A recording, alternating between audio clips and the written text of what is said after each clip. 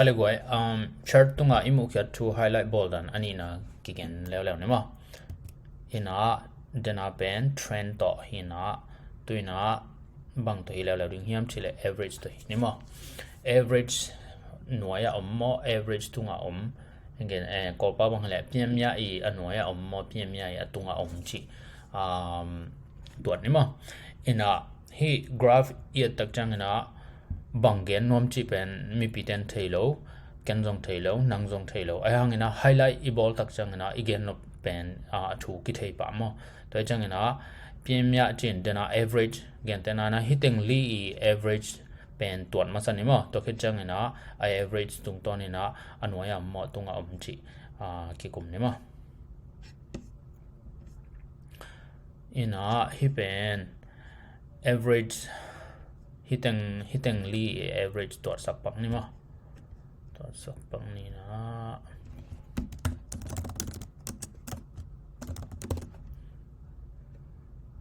ya hi chida na hi ziaw no blazong kinga tenguk la to samuk la tur thum ai ke la zong ya ai chida ni select jaw la chena lien select jaw chena anoya average ong dog jaw ma in to hina I average man go thum ma de go thum to slide by king ni go thum hina average man akimu thei ding na line khat soi sang ni ma go thum pen ko yam ding hiam chile hi go thum tung le sa gi ki kala ko ni pen I koi tom cooling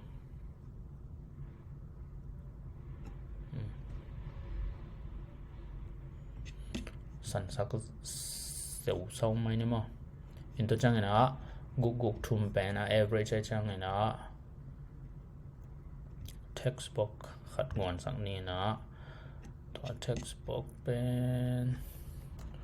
calibri som la khat chang to hi pan ma go thum ma he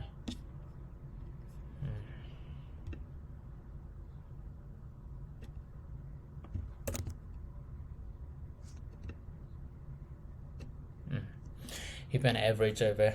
average in average gel not the song avg chi jaw na ma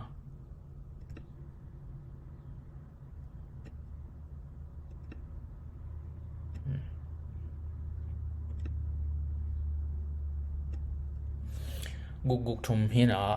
guk thum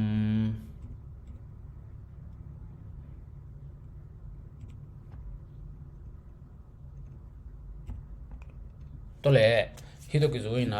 leng koi pen average sang ina sang zo hiam chi le quarter 1 le quarter 4 mo to chang ina hi quarter 1 le quarter 4 pen and sumpi aki hat pen hunai chang ina highlight lew ni ma highlight no mi tak chang na ya quarter 1 le quarter 4 highlight ni ina asung pen field ni ma to chang na bora pen from chi jaw ni in hi pen copy paste paste ma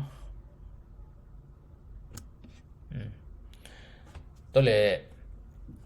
I highlight no pen ki tel pa jaw ma tun bangen nom hiam chile quarter 1 le quarter 4 gen nom to chang na ya atom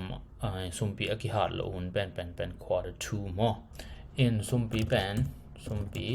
quarter 1 le quarter 4 for sung ki hat pen chang na sumpi quarter 2 sung ki than nem pen de to hipak in che ina average tung ton highlight bol na le I Muhkhiat igel khian na mo in to hipak in che le